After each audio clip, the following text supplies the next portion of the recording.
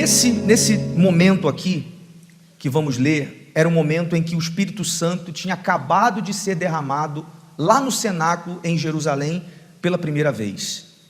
E aí, quem estava presente, os discípulos, aqueles quase 120, começaram a falar em línguas pela primeira vez. E aí começou a haver uma crítica da parte de quem via aquilo, achando que eles estavam embriagados, porque o que eles falavam, ninguém entendia, e começaram a criticar. E aí Pedro se colocou em pé diante daqueles que estavam criticando, e começou a explicar o que aquilo significava, e ainda fez menção ao que estava escrito em Joel, quando disse que os vossos filhos e as vossas filhas profetizariam, os jovens teriam visões e os velhos sonhariam. Então Pedro já aproveitou aquele cenário de dúvida, de crítica, para pregar a palavra, para falar de Jesus e também para falar de Davi, ao qual Jesus viria da descendência de Davi. Aí disse isso aqui no versículo 29, né? Homens irmãos, seja-me lícito dizer-vos livremente acerca do patriarca Davi, que ele morreu e foi sepultado, e entre nós está até hoje a sua sepultura.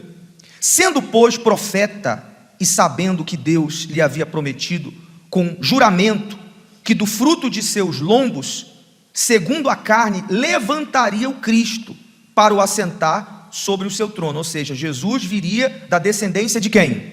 De Davi, né?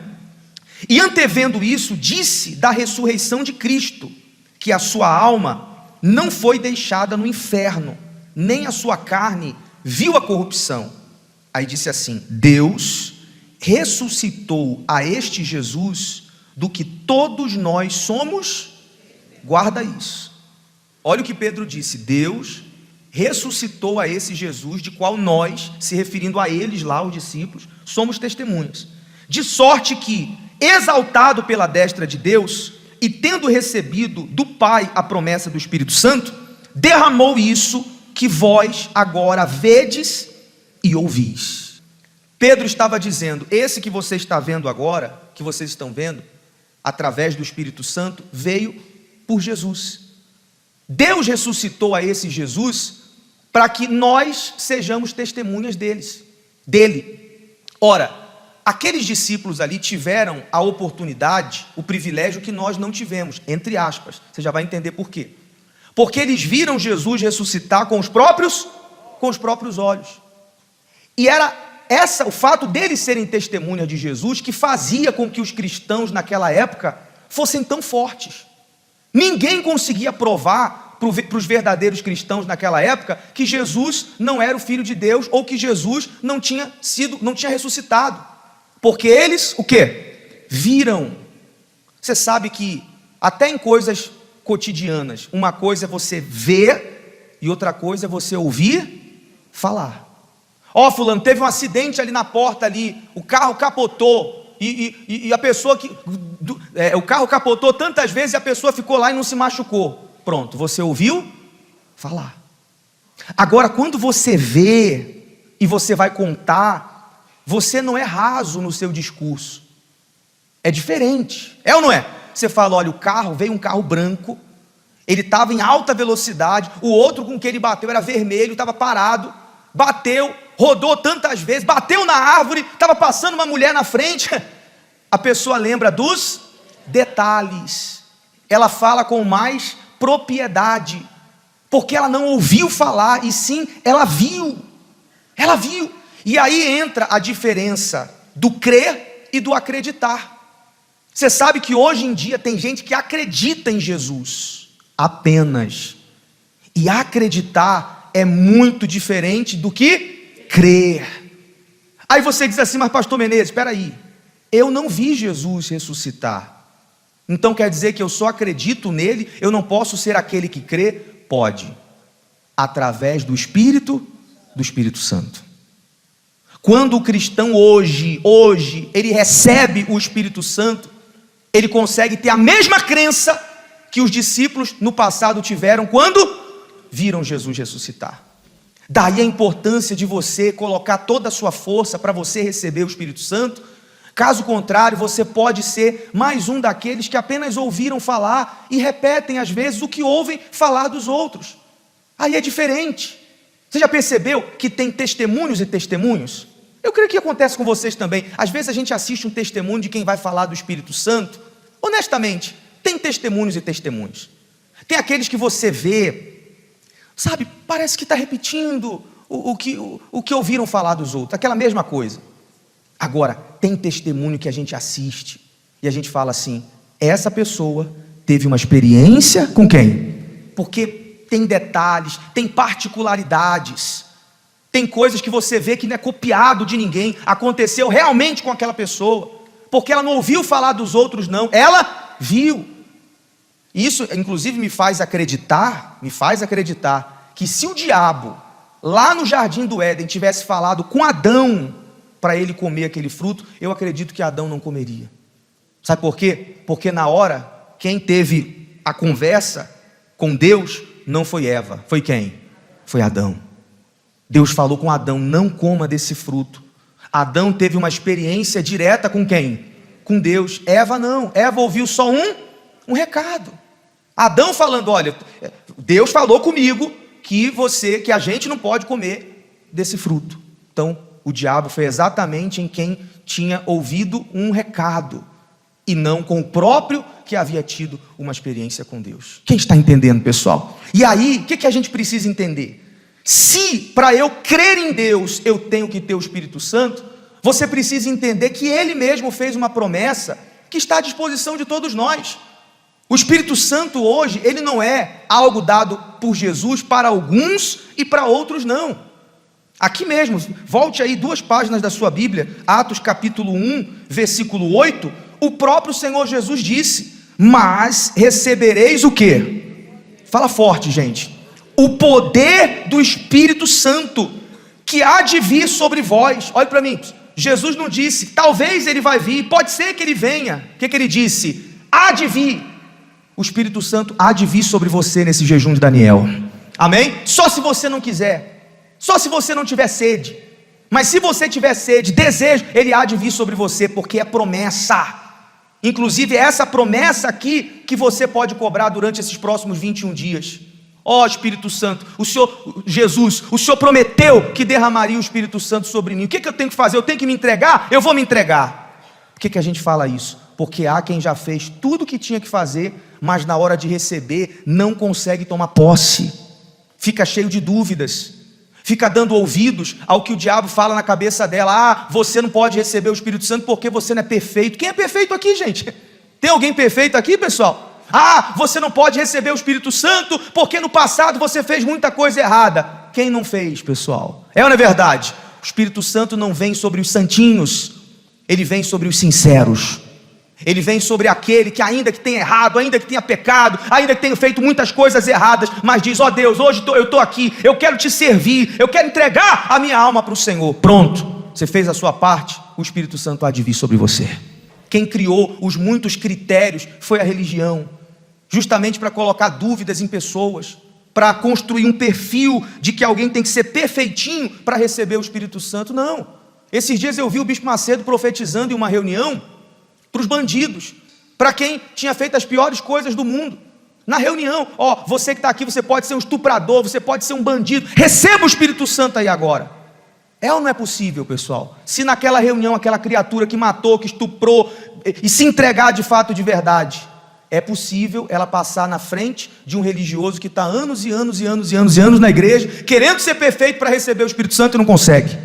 E às vezes o que está todo errado, veio para aquela reunião, dizendo assim, é o último dia que eu vou viver no pecado, é o último dia que eu vou viver nessa vida, porque eu quero dar a minha vida para Jesus. O Espírito Santo entra, e o que homem nenhum conseguia fazer aquela criatura mudar, por meio de sermão, por meio de palavra, quem vai mudar a gente? Quem vai mudar aquela pessoa, pessoal? O Espírito Santo. Amém? Então essa promessa aqui é para todo mundo, foi Jesus que disse, recebereis o poder do Espírito Santo que há de vir sobre vós, e ser-me-eis testemunhas.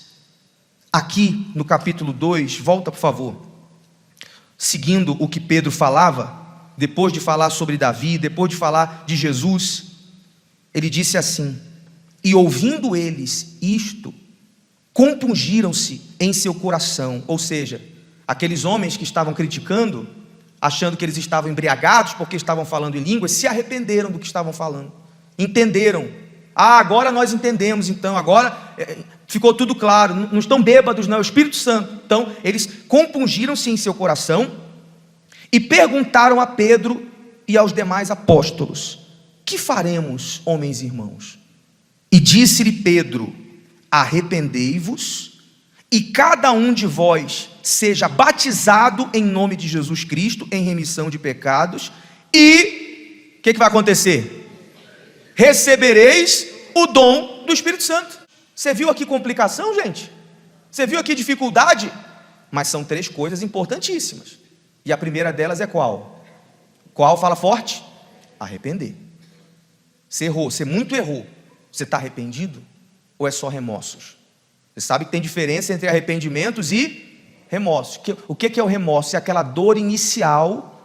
Vamos falar de um jeito que todo mundo entende. As lágrimas de crocodilo. Você sabe que quando o crocodilo está ali mastigando a vítima, em alguns casos, ele chora. Mas só chora. Tem gente que vem na igreja e ela só chora. Oh, papai, perdoa. Mais uma vez traí a minha mulher. Oh, meu pai, mais uma vez fui lá, caí na bagaceira. Me perdoa. Deus perdoa ou não perdoa? Perdoa ou não perdoa? Aí sai daqui e volta à bagaceira.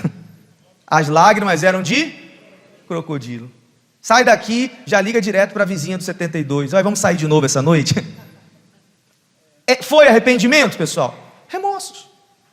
O arrependimento é quando a pessoa diz: acabou, eu entendi que eu estava errado. Eu entendi que o caminho que eu estava era o torto.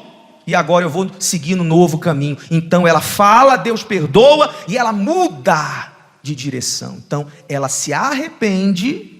Depois ela passa ali para trás. O que tem ali atrás, pessoal? O que tem ali atrás da arca, gente? Passa pelo batismo nas águas, é perdoado dos seus pecados, e aí depois é só buscar que o Espírito Santo vem. Amém, gente? Então foi o que Pedro disse para eles: se arrependam, se batizem nas águas, que o Espírito Santo virá sobre vocês. 39, porque a promessa vos diz respeito a vós. Olhe para mim. Então o Espírito Santo aqui está sendo prometido para vocês. Para quem mais? Para quem mais?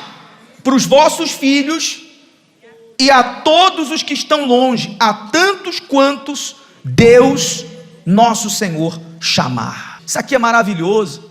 Isso aqui era Pedro dizendo: o Espírito Santo é para todo mundo. Todos podem receber o Espírito Santo se quiserem de fato e de verdade serem testemunhas de Jesus. Porque afinal de contas, é o que Jesus está precisando hoje. Você sabe o que Jesus está precisando em dias atuais? Não é de defensores, não. O que mais tem são crentes querendo defender a sua fé, querendo empurrar Jesus goela abaixo dos incrédulos. Por isso que a cada dia que passa está mais difícil ganhar um incrédulo para Jesus. Porque as pessoas não se convertem por meio de sermões. As pessoas, elas se convertem através de testemunhas. Amém, pessoal? Esses dias o rapaz me procurou e falou assim: eu vim para a igreja, não foi porque meu irmão me chamou, não. Eu vim porque eu vi a mudança nele. Eu vi quem ele era. Aí começou a falar lá a vida torta, maluca que o irmão vivia, que era a ovelha negra da família, que ninguém acreditava no irmão. O irmão se libertou, se endireitou, se converteu, é uma outra pessoa. Aí eu pergunto: o irmão precisou ficar se esmerando para falar de Jesus para o outro irmão, gente? Não, ele mudou. Ele passou a ser testemunha. O irmão dele olhou para ele e falou: o que aconteceu com você? Simplesmente ele disse: Jesus mudou a minha vida. Amém? Então, o que o outro falou? Então, eu quero esse Jesus aí, porque você era depressivo, vazio, queria se matar e hoje você quer viver. Eu quero a receita. Já aconteceu de você comer uma comida muito boa em algum lugar? Já aconteceu? Vai na casa do familiar, aquele familiar faz aquela comida e você... se você tem intimidade com a pessoa, o que você pede, gente? Fala: ó, dá a receita aí, por favor. Leva mal não, quero fazer depois lá em casa. Porque é bom. Então a gente quer a receita. Então qual tem que ser a sua preocupação? Apenas em ficar falando? Não, embora temos que falar de Jesus, mas nós temos que nos preocupar em ser testemunha dele. Amém, gente? E quem quer ser testemunha, não foque em outra coisa, não põe mais força em outra coisa que não seja em receber o Espírito Santo. Está dando para entender agora que o Espírito Santo, por isso ele não é um apetrecho, como é que eu posso dizer, algo supérfluo? Está entendendo que o Espírito Santo não pode ser para o verdadeiro cristão algo assim opcional?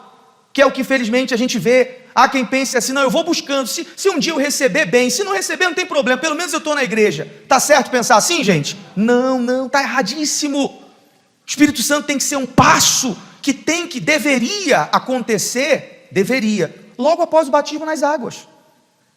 Não é o que a gente vê o Espírito Santo em alguns casos vindo anos e anos depois do batismo nas águas, e há quem já se passaram anos e anos do batismo nas águas, e ele ainda não veio. Alguma coisa aconteceu, ou no arrependimento, que não houve, ou no batismo, que foi só um banho. Conhece o banho do batistério? Conhece? Às vezes a gente vai batizar pessoas, a gente pergunta assim, e aí, é o seu primeiro batismo? Não, é o 10º. Eu vim renovar. Renova batismo, gente? Batismo é um só. É aquele verdadeiro, aquele que a pessoa calculou. Sabe o cálculo? Pera, eu vou calcular aqui, pronto. Eu tenho consciência que é daqui para frente. Eu tenho consciência que eu não vou fazer isso aqui e daqui a pouco vou voltar para a vida velha. Então ela calculou e ela, quando se entregou de verdade. Então esse tem que ser o nosso espírito, o seu espírito. Em pegar agora esses 21 dias que começam desde já, viver isso com todas as suas forças. Tanto para os que não têm, quanto aos que têm o Espírito Santo, é a hora de viver. Graças a Deus eu já tenho o Espírito Santo, eu não vou ficar de fora desse jejum de Daniel, porque vai ser um momento para ser avivado, para ser fortalecido. O Espírito Santo é uma fonte, ele veio hoje sobre você, ele pode vir amanhã com a porção dobrada. Quem está bem pode ficar como, gente? Melhor. Então viva isso. Você vê, isso é tão bom para o espiritual, que até no campo físico hoje em dia as pessoas estão fazendo jejum de Daniel. Sabia disso? Não com esse nome, mas tem médicos aí, psicólogos, que sem usar esse nome, sugerem o jejum de Daniel para as pessoas. Sabia? Você não sabia disso não? Fala assim, olha fulano, você está muito depressivo. Sabe por quê? Por causa das informações. Você está ouvindo muita coisa na televisão, você está ouvindo muita notícia pesada, então para de ouvir, se desliga um pouco disso que você vai ficar melhor. Você vê se isso é bom para o corpo, pessoal. Para a mente, você imagina para o nosso espírito. Então não custa, para quem realmente quer se aproximar de Deus, fazer um sacrifício, de a partir de hoje até o domingo de Páscoa, você vai procurar se separar um pouco das coisas desse mundo, tirar da sua mente essas informações seculares, tudo que esse jejum não é de alimento, embora você pode fazer, mas é um jejum de informação. Você vai procurar ver, se for para ver um filme que fale de Deus, se é para assistir uma programação, que seja uma programação espiritual, se for para ler alguma coisa, você vai procurar ler a Bíblia, ler os livros do bispo. Para que isso? Para você se aproximar de Deus, para você ter menos tempo para encher a sua cabeça com as coisas desse mundo. Quando eu me afasto das coisas do mundo, automaticamente eu me aproximo de quem? De Deus. Automaticamente, o que você vê e o que você ouve produz atitudes em você, produz decisões. Então você vai se voltar esses 21 dias para se aproximar de Deus. E se não tem o Espírito Santo ainda, você vai colocar toda a força para que você de fato seja uma testemunha de Jesus, para que você carregue a mesma certeza que os apóstolos e discípulos que no passado viram Jesus. Porque como disse Paulo em Coríntios, põe aí o texto de Coríntios, e se Cristo não ressuscitou, é vã a vossa fé, e ainda permaneceis nos vossos pecados. Olha o que Paulo disse. Ou seja, digamos que Jesus não tivesse ressuscitado, se fosse uma mentira, história da carochinha, então em vão seria a nossa fé, nós estaríamos fadados ao inferno até hoje. Vocês estão entendendo? Se ele não tivesse ressuscitado, mas ele ressuscitou, e eu consigo ter essa certeza quando eu tenho o Espírito Santo. A base da nossa caminhada cristã é crer, como tem que ser crido, que Jesus ressuscitou. Amém? Quem só acredita, posso falar uma coisa para vocês? Quem só acredita que Jesus ressuscitou, aquela coisa de telefone sem fio, Foi passando, chegou na gente. Ah, teve um Jesus aí que ressuscitou, morreu lá na cruz para nos salvar. Aquela coisa bem distante. Só quem acredita e hoje está, entre aspas, com ele, amanhã não vai estar mais. Ou vai estar, gente? Não vai estar mais, porque só acredita e não crê.